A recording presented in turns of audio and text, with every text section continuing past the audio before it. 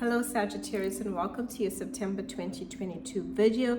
This video is for Sun, Moon and Rising Sagittarius. Your Sun sign is what you're striving towards, your goals. Your Moon sign is more your emotional self and private self, and your Rising sign is more your external world and how others see you. Now on the 6th, we have Venus moving into your 10th house, the 6th of September. So Sagittarius, this is great for your public image. So anything you want to do to make yourself feel more Venusian, which is luxury, beauty, beautifying yourself. And that's your interpretation of that, right, as a Sagittarius, where you really want to feel good because your public image is highlighted. Even if you're sitting around your family, they'll be noticing you more. That's the public image. Your reputation, who you are, becomes highlighted, and people tend to notice you. People tend to want to come to communicate with you more. You're more charming. You're pulling more of that energy towards you when it's in the 10th house. Venus also asks you to love what you do. So goals that you love, you can really work towards. This is great if you want to focus on your career and you're passionate about it. Venus encourages you to love that. If you don't feel any love for what you're doing, you're going to want to change it, because Venus is like, you need to feel love for what you do. You need to feel inspired, and the inspiration resides in love. So feel love and passion for what you do. And goals, if you're learning anything to grow yourself, inspire yourself, to push yourself forward, Venus encourages that energy there. Really beautiful energy for accomplishing goals, really beautiful energy for your public image. It's great for relationships too, because they are coming to see you in a more gentler way and are receiving your charming and most gracious and harmonious self. And it brings harmony. When other people look to you, you're all of a sudden highlighted during this time. On the 10th, we have a full moon in your 4th house. This is where you want to either change. You can decide to want to move home, or you might want to move things within your home. Great time for decluttering and reorganizing your home. Great time for also family matters coming to light. This is where your friend, or even a friend, it doesn't have to be family, it can be soul family, people that you're allowed to come into your heart and home. You might want to take care of them, or you might have a moment of healing and transformation within those relationships, and even with family members. And there's any conflict that comes up, this is where you will release, right? A full moon is about releasing and letting go of any emotions that are too heavy and burdensome for us, so that we can change and shift and bring healing into a situation. So this energy is definitely very healing for relationships, family relationships, setting boundaries, saying no, even friends too, because you would want to seek comfort and you want to find people that you truly feel comfortable and more relaxed around. This won't be the full moon for going out and having a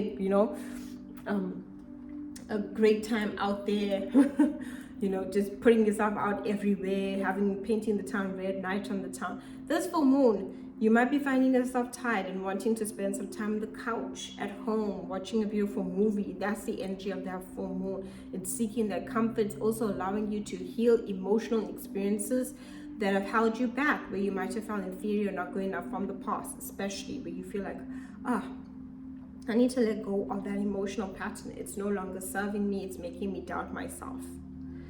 On the 10th, we also have Mercury retrograde, and it will retrograde in your 11th and 10th house. Majority of the retrograde will stay in your 11th house. Mercury retrograde, miscommunication, misunderstanding, and it's happening on the same day of the full moon. Conflict because of misunderstanding and miscommunication, mental fog. So make sure when you are planning anything, double check. When you have any traveling plans, check, double check, and make sure that you've got it on point. Another thing to do, making appointments, make sure that you give yourself time to get to an appointment, double check that you gave the right date, make sure that you don't sign any contracts during this time, especially, or starting anything new, impulsive all of a sudden during a Mercury retrograde. You need to make sure you can sign all your documents before the time. If you want to complete anything, you can. So if you had a project you started way before the Mercury retrograde, don't down tools now. You can complete it during a Mercury retrograde. Mercury retrograde is great for tying up some loose ends and, completion of cycles within our lives. It's a good time for Mercury retrograde. Then lost and found, great for those things that we've lost, we can come back into our lives. People from the past might come into your life too. For closure, it'll give you the opportunity to reflect on past matters, so that you can look back and be like, that's why that didn't work out. I understand I have healing now within myself. It's retrograding in your 11th house, so you'll be looking at your friend circle and your social circles, and you might want to make some changes right, to their social circles, and you'll be like, okay, I don't know if you and I can continue on this friendship, or you might be doubting that. Past people from the social circles, past friends might come back into your life. That's not a bad thing. During Mercury retrograde, people from the past, especially friend circles, exes, return. It gives us the opportunity to see how far we've come, how much of healing we've done, and we can bring closure to it. That doesn't necessarily mean, oh, let's get back together. It's Mercury retrograde. It's not really going to work out. It's more about closure. That's the important thing. So sometimes people come back into our lives for us to gain closure, like as to why we were in that situation, what we learned, what we healed from, and we can move on. There are times where we can like get back together with someone. It's not really recommended during the Mercury retrograde. Wait till after the Mercury retrograde if you want to get back with an ex. Okay, don't do it during a Mercury retrograde. If there's anything sometimes you're even keeping hidden during a Mercury retrograde, it loves to come to light, because Mercury retrograde loves to give out information in that essence. So make sure that you are upfront, and everything that you're doing is upfront, and this is where we can find out things. Very good, Mercury retrograde, for finding out things that we need to know or want to know. Mercury retrograde in your 10th house, your career. You'll be thinking a lot about your career towards the latter part of the Mercury retrograde and what changes you need to make. Past experiences that didn't really work on your career might come back, and you might need to relearn something, reevaluate something, and also bring closure to experiences you've had in your career, goal, and public image, especially, that you need to put to bed. Public image is your reputation with how others perceive you. So maybe someone from the past might come back and say, oh, you used to be this person, or you used to do this. This is where we are seeing all those changes you have made. On the 23rd of September, we have the sun moving into your 11th house.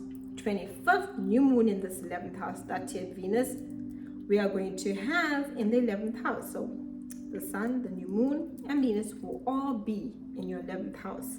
23rd, the sun, 25th, the new moon, and 30th will be Venus moving into this 11th house. Friendships and connections and social circles. You'll be looking to collaborate with people that are more beneficial towards you. You're looking for groups of people that understand you and who you truly are. You're looking for that soul tribe, and that's the energy there with the sun. It illuminates the connections. With the new moon, it gives you a new opportunity, and definitely with Venus, a loving, harmonious connection within your social circles and friendships. That is what you're looking for, and these are people that you can also focus with that are more mutual beneficial. Relationships that are one-sided never really work out. So if you have a friend that needs a lot of help all the time, it can become overwhelming. So what you're looking for is mutual benefits within your relationships, especially your social circles and friendships, communities. It can be like at work, maybe you have that one colleague that's always asking you for a lot. Right now, you'd be like, no, I need to connect to people that it's mutual. If I ask you, you ask me, it's like give and take. We're looking for balance there. You're also focusing on your hopes and dreams and the things you want to accomplish for the future with this 11th house, as those will be highlighted and growing with the sun illuminating, with the new moon giving you a new opportunity, and definitely with Venus is making you think about your hopes and dreams for the future with love.